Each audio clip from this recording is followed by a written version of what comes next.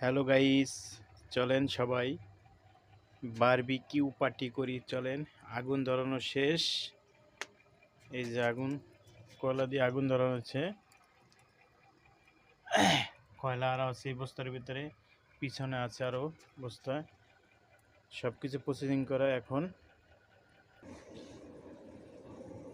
এই যে মাছ, মশলা টশলা দিয়ে প্রসেসিং করা।